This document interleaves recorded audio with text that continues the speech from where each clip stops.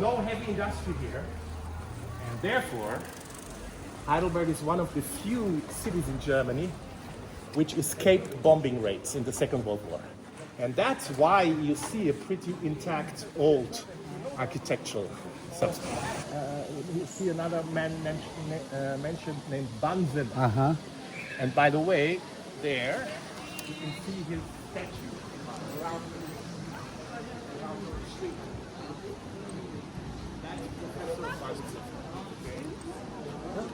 Yeah, he was the one who invented the Bunsen burner, but more.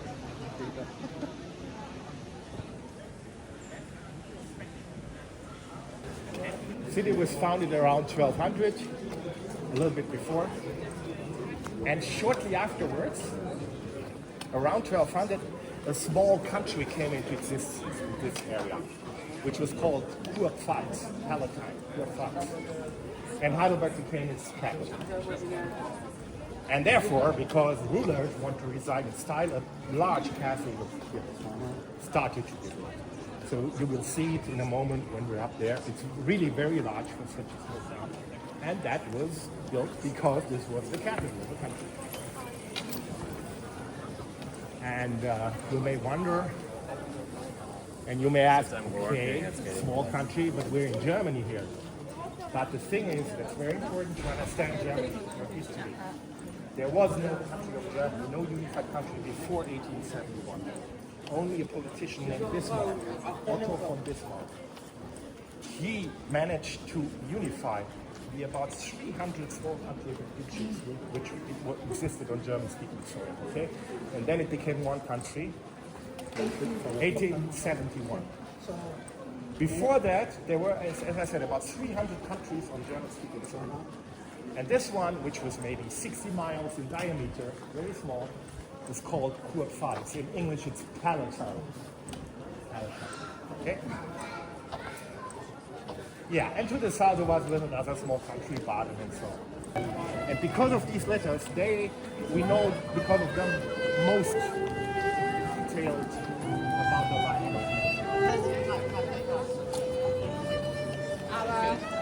Hi. Interesting. You sounded very different.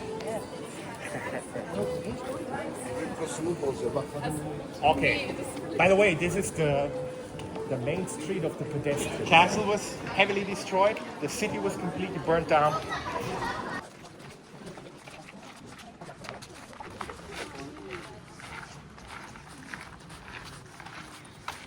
Yeah, and again, now you see the house on the wall. You see some of the students there. And I mean, you can see, hey, they can enjoy it, the students. And here, sir, is another student fraternity house. That's where the enemy would approach from, always from there. So here, from here, you hopefully had a little bit of warning time. Okay, you would notice the shooting with the cannons through the wall.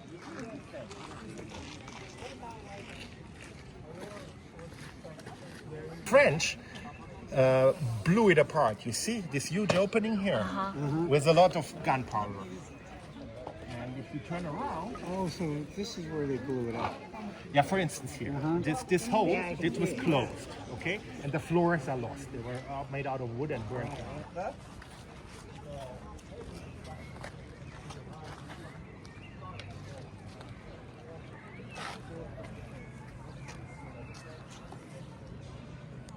Princess from London, England. I will tell you later more about that marriage. Then she came after marriage with him from London, from one of the biggest cities in the world, to here, to this small hillbilly town of 7,000 people. First words were, "Where on earth am I?" Okay, she was shocked, really, because she was used to all the luxury and the culture of London. And then the ruler tried everything to please her. So he tore down the wall, removed all the cannons, made a beautiful garden out of it, with a house with parrots and other exotic birds. Okay? He removed all the cannons out of the big tower, put up an additional story, you see it, with much thinner walls, and made a theater around it. So now his new wife could enjoy plays by Shakespeare and so on. And he also wanted to build her own building. But space had run out, and the only possibility was to build the building there, and it now spans across the moat. We will be there in a moment.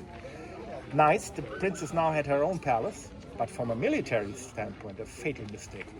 Because you now have a building spanning across the moat, and if the enemy could enter and conquer the building, he could use the building and pass over the moat without much difficulty.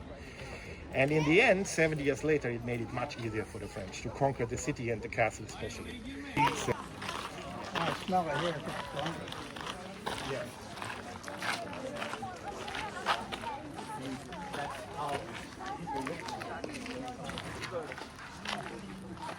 Okay, so this is a huge moat, you see it.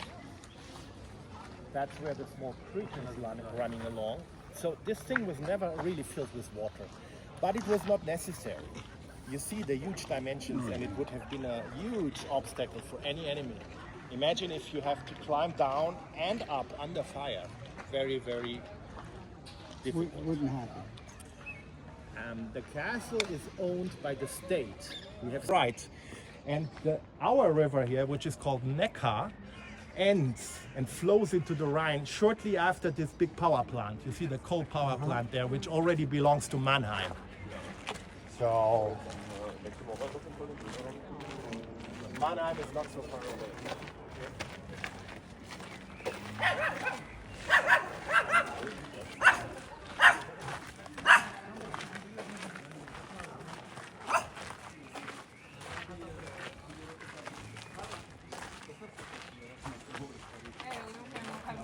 Yeah.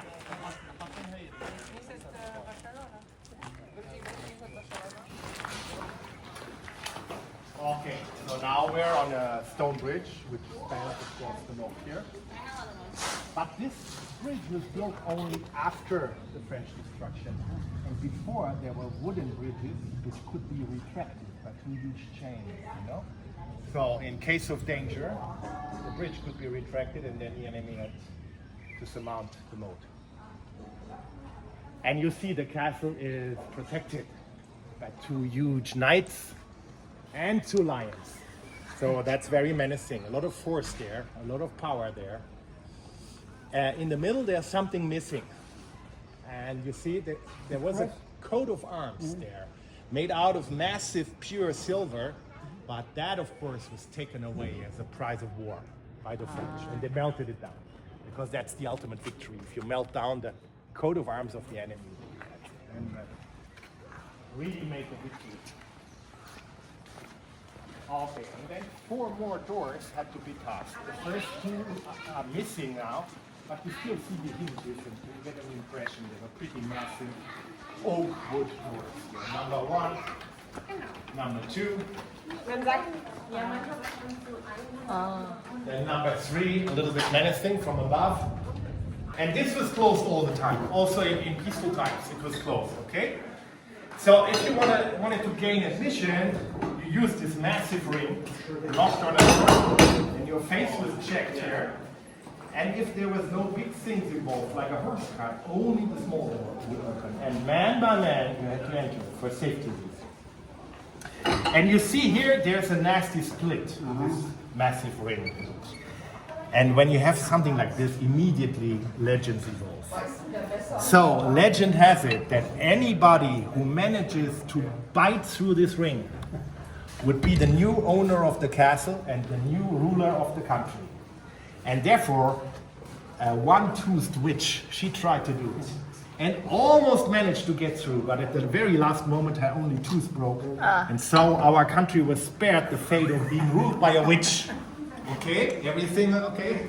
It's a patchwork of very different buildings from all kinds of different centuries. From 1200 to 1400 has been torn out. It's over there. And that's the well there. You actually have water. So it's about 30 yards deep. And that's the water tank. Okay.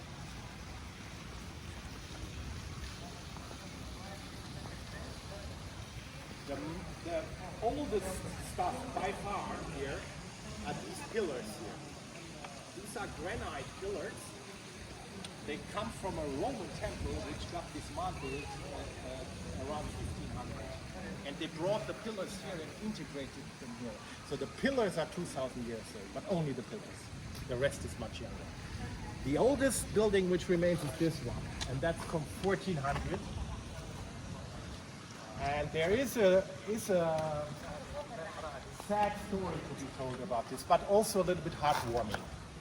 So the architect whose job was to build the building, he had twin sons, about 10 years of age. And one day, while the building was still under construction, the twins were playing up on the scaffolds, lost their footing, and both fell down and died. A terrible blow for the poor father. He was so much affected and shocked, he couldn't continue work at first. He so much mourned the death of his twins, and every evening he went to their grave and put flowers there. And then one night, they appeared in his dreams and told him, "Father, you have to get on your feet again. You have to continue with your life. Don't worry about us. We're a totally different place. We're okay. Please get back to work." And then when he woke up, he found the flowers he had put on at their graveside in the evening. He found them right by his bedside, so a small miracle. And he was comforted a little bit by this dream or by this appearance. And he could resume work and manage to finish the building. And the very last thing he did after he finished the building was to carve out the portrait of the twins there. And we don't know, is it pure legend? Did it really happen like that? Is it a mixture of both? But I tell you, since I heard the story, every time I look at it, it was amazing. And at least they somehow did it. But the rulers issued a law that part of the taxes every citizen had to pay were to be paid directly before the wine. So a lot of wine arrived here and had to be stored. So they built some huge barrels, like the one you see on the right side. Very large barrel.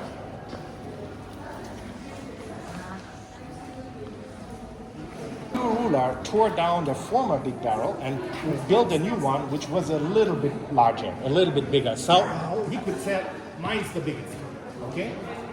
Typical human nature. And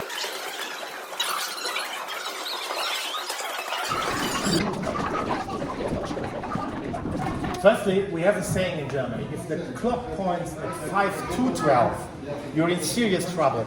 You have to do something. Yeah, it's just minutes before catastrophe. If it's past 12, everything doesn't matter anymore. Like in a sinking ship, you maybe drink your last bottle of wine or whatever you do. So that tells you about the atmosphere which prevailed here. Yeah, partying as if there was no tomorrow. And then we have this mysterious handle. And you could ask yourself, what will happen if you tear it? So, do you want to try it, Mano? Just pull the handle.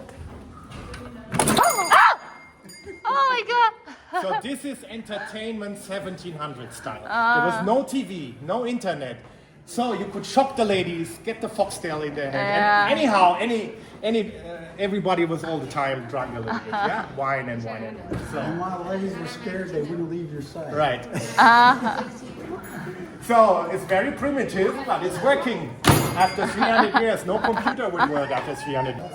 And this is a 1-to-1 replica. This was a very short man, 4 feet 11 or so, a midget. And the story goes like this. Not long after the barrel was finished, the ruler here with his entourage, he did a trip to Italy because he had some business domain and also holidays. And there in northern Italy, they met this small man. He was never to be seen without his glass of wine in his hand. He was also one of these people who never touched a drop of water, only drank wine. And his normal dose every day was about 7 liters of wine. He drank 7 liters of wine every day, and he could drink more than any grown-up man. It was a phenom, yeah, a miracle. And furthermore, this guy had a tremendous sense of humor, and he was very blunt. So he told the visiting ruler from Germany things straight to his head nobody else would have dared to tell him. So of course the ruler got to like him very much, very quickly. And then when it was about time to go back to Germany, the ruler was a little bit sad, and then he offered made him an offer, a proposition. He told him, and they named him Percheo. You know why? Because every time when you asked him, do you like a refill of your glass of wine, he would answer in Italian, perché no? Why not? And because the Germans didn't understand Italian, they misunderstood a little bit, so his name was Mr. Perché no? Percheo. Percheo, okay? And so, the ruler told him, Percheo, won't you come along with me to my beautiful small country? And I'm gonna give you a very nice job. You will like this job. You will be the new supervisor of all the wine in my castle. You will be the boss of the big barrel. And of course his answer was perché no? He came along, and there you can see the key to the cellar, and this was paradise for him because he was at the source here, yeah? And he was, of course, a hit for entertainment. All the ladies here in the castle liked him, and he drank like crazy 7 liters of wine every day. But after some months, the doctor of the castle approached him and told him, Perché, I tell you, if you don't skip with wine drinking, if you continue to drink like crazy, 7 liters of wine every day, you will not live any much longer. Skip the wine, quit the wine drinking. Of course, he was very skeptical, but then he gave in and thought, okay, it's a doctor. He quit the wine instantly. He didn't touch a drop of wine, but his condition got worse and worse during the following days, and then he died. And not because the water was infected, but as a strong alcoholic, you have to do it slowly. If you cut it instantly, it's too much a shock for the body. So if he would have continued with his alcoholism, he maybe would have had a few more months. But this German town machine is a machine mill now. So I think they are pretty modern.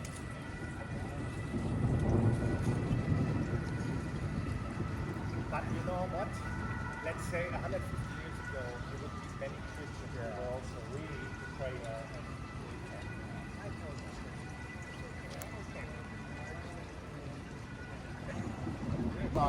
to its old glory. And they did it with this thing. But they were not interested in staying true to history. They built the roof and so on according to their own taste and zeitgeist. We do know from old copper engravings that it looks very different in the old times. So then people more and more criticized this approach and said, hey, you're not authentic to history anymore. Don't do this extensive reconstruction. Just do the preservation. We put him up there and thought, okay, maybe someone recognizes him and thinks he's an ancestor of mine, blah, blah, blah. And the guy here, maybe you want to come, the ruler who had this building done, you can see a small picture of him. If you go up from the glass door to the foot of the statue, you see a small round picture, a very large guy, bearded guy. Yeah. He was a very large man. He weighed about 450 pounds. He was so fat he couldn't walk by himself anymore. He had to be carried to everywhere. But he was a very educated guy. Read a lot of books, blah, blah, blah. And he put up a lot of, those were all real living persons, blood. And those are all Roman or Greek gods and goddesses.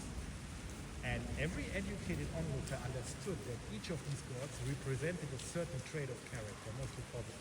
For instance, Mars, the god of war, stood for bravery. Venus, god of love, that's for love. And there are other gods for justice, for hope, for faith, and so on. So the onlooker would recognize these gods and would tell to himself, wow, our leader possesses all these positive traits of character represented by these statues. What a great leader. Same goal, but here in a more symbolic way. Yeah, he only ruled for less than 3 years, then the heart attack got him. For instance, he changed the language of the university away from Latin to German. Very important, because before that, just a small elite of young men who came from very good families and had the money to teach them Latin and all these things could be a student. And afterwards, every talented young man could be a student. So. Okay, so we're in front of a very beautiful arch. It was built in 1615. Actually, if you can read Latin numbers, the lowest of these 4 lines tell you AC, and then MD, M is 1000, D is 500. So 1500, C is 100, 1600, 10 and 5. So 1615. And this was a birthday present from the ruler for the 19th birthday of his young wife from England. She was a princess from London. She was called Elizabeth Stuart.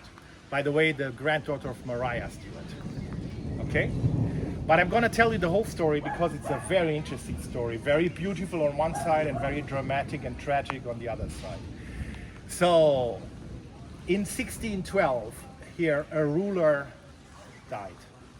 Because, frankly speaking, he was an alcoholic. He was also one of these people who didn't trust water, only drank safe beverages, 6 liters of wine. That was his typical dosage every day. And so, with 34 years of age, he had reached the end of the line and died. Okay? And as usual, his eldest son became the new ruler, and his eldest son was just 16 years of age. Yeah? A very young man. He was appointed to be the new ruler. And his mother also told him, my boy, you're also old enough, and now you're a ruler, you have to marry. We're gonna search for a suitable bride for you. And a suitable bride would mean, first, about the same age, maybe not 30 years of age, the woman, when he's 16. And second thing, she had to be a Protestant, not a Catholic. Because Heidelberg is a center of Protestantism. You know, Martin Luther was here, and he influenced many people here, and Protestant beliefs spread very quickly. So, they looked all over Europe at all the Protestant royal houses, and in London, England, they found a suitable bride, because King James had a daughter, and her name was Elizabeth Stuart, and she was also 16 years of age. So that was a perfect fit, and she was, of course, Anglican, so not Catholic. And so negotiations went well. The marriage contract was signed, and now the young ruler traveled from here to London to meet her, to marry her there, and carry her back, or come back with her to here to rule. Okay? So a totally arranged marriage, had nothing to do with love. Just about, it all was about balance of power, as was normal in royal circles at that time. But then the small miracle happened. As soon as the two met, they totally fell in love with each other. Both were very pretty, very educated people. They both spoke 5 languages. He could speak English. She could speak German, but they conversed, they talked in French, because French was the hip language at that time, okay? And so marriage took place, big festivities, 2 or 3 weeks there in London, and then she came along to here with him to rule. And as I already told you, she was very shocked at the first. Yeah. Where on earth am I? This was a small hillbilly town, yeah, not like London. And then he tried everything to please her, and I said, he replaced everything military strong with beautiful things. Yeah, he tore down, removed all the cannons, made beautiful gardens, built her a theater, built her there a home and palace. And then for her 19th birthday, he had this idea of giving her this as a present. But he didn't tell her a word. And this was built in secrecy down in the city in about 20 different parts. And at the eve of her birthday, after she had went to bed in her palace, everything was carried up to here and put together. And then in the morning, she opened the window, and suddenly she noticed something she was not familiar yet with. And then he could tell her, this, my dear, is my birthday present for you, for your 19th birthday. Fertility gods, you know, there. And he also told her, he took it even further. He told her, like here, have a close look at these 2 ivy-covered pillars. And for every animal you can find, you will receive a big, huge kiss from me. And there are, there's what, a lizard, here's a snake, another lizard, a frog, a squirrel. So eventually she found all the 19 animals, and she got her 19 kisses. And it remained a totally happy marriage up till the end. He died about 25 years before her. She reached a very high age. And they had, the fertility gods helped. They had 13 children. Wow. I mean, they started early with 16 and a half or 17. And the remarkable thing is all the children reached adulthood. That was not normal. In the old times, many kids died. And all the 13 kids had a nice career. Everyone made it to be a general in the army, a scientist, a writer, a princess. So a really wonderful marriage, and what a birthday present. I mean, who can say he received a birthday present where more than 400 years later people are standing in front of it and admiring it? Happened. During those times there were many problems in Europe, and many of these problems had to do with the fact that many people had changed belief from Catholic to Protestant. Even in parts of countries which traditionally were very strong Catholic countries. And this was also the case in Bohemia. That is nowadays Czech Republic around Prague, okay? Many people had become Protestants there, but Bohemia at that time was part of Austria. And Austria was a strong Catholic country, and the Emperor of Austria was very unhappy that so many of his people in Bohemia had fallen for this terrible ill belief of Protestantism. And he wanted to bring them back to Catholicism. By all means, he installed a king in Bohemia, and he told him, bring them back to Catholicism. I don't care how. And so this king ordered that priests were murdered, Protestant priests, Protestant churches were burned down, nasty things happened. And the Bohemians were very furious. And they tried to solve the issue somehow with negotiations, but after many months and months, they ended with no result at all. And then, in total frustration, but also as a big provocation, what did the Bohemians do? They threw out 3 missionaries of the Austrian Empire. They threw them out of the window, simply out of the window. Fuck off. And that was, of course, a huge provocation for the Austrian king. That was clear. He couldn't rest the case like that. Because in addition to throwing them out, they also kicked out the king of the country. And now they searched for a new king for Bohemia, but he had to be a Protestant this time, not a Catholic. And they asked all over the Protestant royal houses in Europe, do you want to do this job? Do you want to be the new king? Everyone said, no, thank you. Because everyone knew this will be a very dangerous job, to say the least. This will mean war with Austria, nothing less. But the young ruler here, when asked, he was 22 at the time, he said, yes, I'm going to do it. He was very ambitious. His wife was even more ambitious. She so much wanted to become a queen, not only the small ruler here. That would be a step up in the career ladder. So she whispered always, let's do it, let's do it, let's do it. And so they traveled to Praha, got elected as king of Queen of Bohemia. From there, they still ruled the country here. And this lasted for 7 months, not longer. And after 7 months, the army arrived of the Austrian Emperor in front of Praha. There was a big battle, and the Protestants, the Bohemians, lost very badly. And at the very last moment, the 2 managed to flee out of Praha. Actually, the 5 of them, because they already had 3 small kids. And they ended up in exile in Holland, in Netherlands, because Netherlands was a Protestant country, and they agreed to give them asylum, okay? And then the Austrian army, after they had conquered Praha, they turned to Heidelberg. They also conquered Heidelberg, and they also lost their rulership here. They lost everything. But privately, it remained a happy marriage until the end. But they were too ambitious, you know? They should have stayed content and simply be the small rulers here, and everything would be good. No, they grabbed towards the stars, and that was too much. And then they fell very low, like in a Greek tragedy, you know? And by the way, it's called defenestration. If you throw someone out of the window, that's a defenestration. This defenestration of Praha in 1618, that was a date every school kid in Germany used to learn. I'm not sure if it's now still like this in Germany, because this was the spark which ignited one of the most terrible wars in all of Europe's history, which is called the 30 Years' War. And very quickly, it not only involved Austria and the German country here, but most of the powerful countries in Europe. Spain was involved, France, England, Holland, Sweden. And they fought in changing alliances against each other, and it was 30 years of violence, you know. It took mostly place on German soil, and after 30 years, in most places, about half of the people had perished. The population was reduced by 50%. And not only by direct combat violence, also by famine and diseases and plagues and so on. You know, you lived here somewhere in a small village. Suddenly a wild bunch of soldiers appeared. You hardly could tell whom they represented, and they murdered and raped and burned everything down. And that went on for 30 years.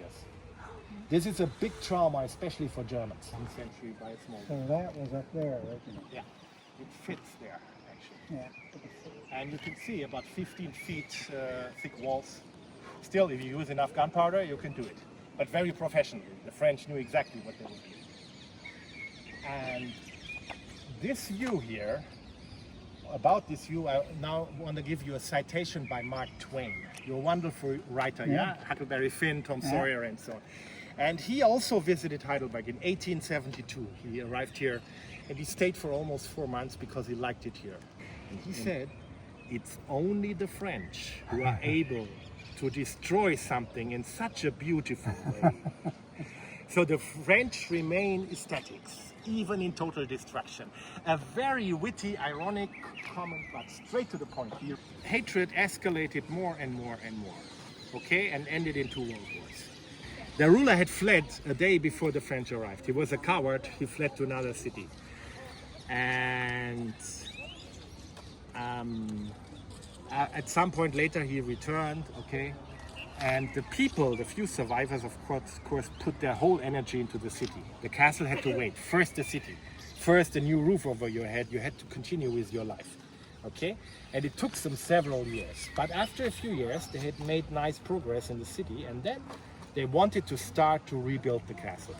And then suddenly the ruler told them, you know what, I don't like it anymore here in Heidelberg. I'm leaving here, I'm going to Mannheim, that's the new capital. You are no longer the capital, bye-bye.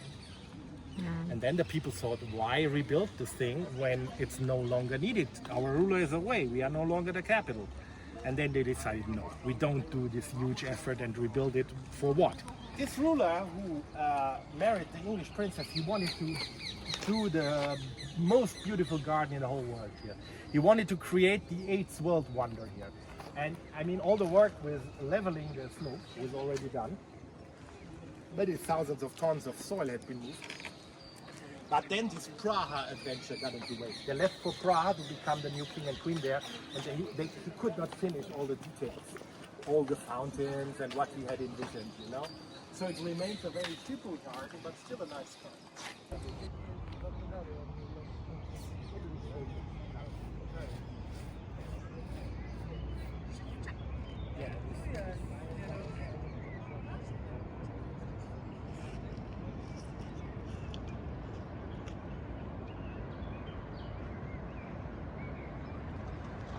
Vineyards, cows. They're also keeping sheep here sometimes, so it's good for their lawn. You don't have to mow so much. And good for the animals. Because when you are there, the view is very beautiful. And the view is so beautiful that you can have very creative new ideas. So members of the philosophical faculty of the university, they like to go along up and down, and sometimes, I have a solution, because everything was so relaxed and beautiful. And they call it philosopher's path, because the philosophers went up and down.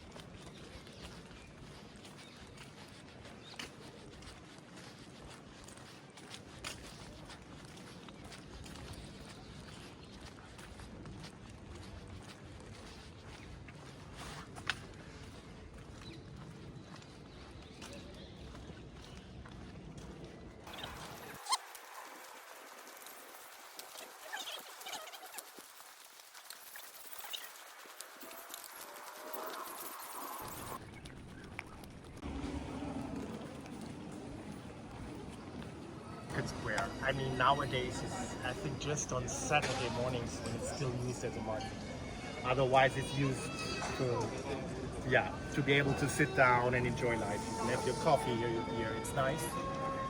But of course, you have to remember this square has seen many things during hundreds of years. Also, not so nice things. So, what was very popular in the old times? No internet, no TV. What did you do for entertainment? You went to executions. So there were some executions happening here on this square. Also some witches were burned. That is actually terrible. I heard it was of course, big project for such a small town. And 2 things I want to mention. First thing, if you have a look at these 2 doors, they are from the same year, from the same time frame, but they are very different. You see, the wood on the left is very simple, nothing there, but here, rich carvings, angels, everything. Why? Why are these two doors so different? The answer is what I've told you over there. At some point, the ruler, he died, no follower, no son, and a Catholic ruler from Bavaria came to here. And the first thing he did after a few days, he told the people, this church is now Catholic. The people, what? No way. They resisted as hell. And then in the end, he had to agree to a compromise. And the compromise was that alongside this pillar here at the inside, a wall was erected up to the ceiling and to the other side, and the church was divided. The right side was Catholic, the left side was Protestant. You know, we Germans are good at building up walls. And it was called a simultaneum. It was used simultaneously by both denominations. And the wall was built in 1706 until 1936. Until finally, after long negotiations with the Catholics, the Protestant priest managed that they left, and then the wall was torn down, and now it's 100% Protestant. One of the very, very few residential houses which managed to be saved from the French fire. It's very solidly built out of stone, and the walls did not crumble, and so a new roof and the floors were rebuilt. And this was built 100 years before 1693, in 1592. So still in Renaissance time, not in Baroque time, so a very different architecture style. And it was a very rich guy who had this built, a cloth merchant. And you see lower to the right, you see the guy, and to the right his wife. And she holds a piece of cloth in front of her. You see that? Uh-huh. Cloth merchant. His name was Charles Bellier, and Bellier in French means ram. So the coat of arms were two rams. And this Charles Bellier, he came from the area of nowadays French-speaking Belgium. Did the street, but in the summer it can be very occupied and full. And also here you really can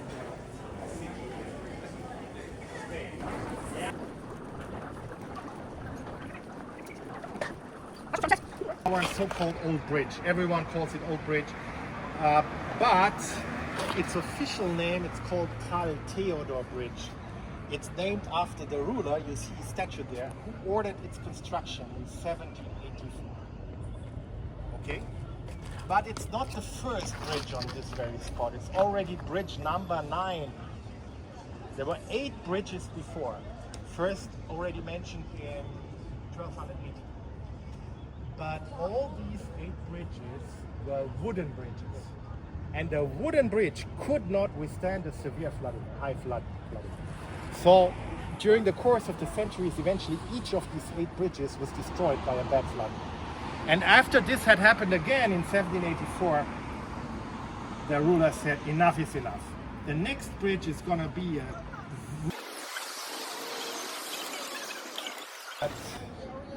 it is a beautiful view. I mean, you again can see Philosopher's Park there.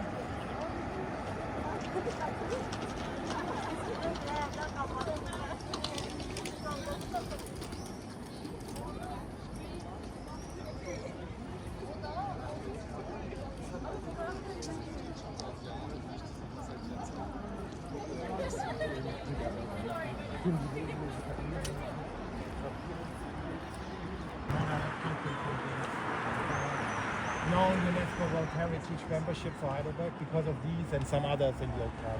They said no, not uniform enough anymore. Yeah.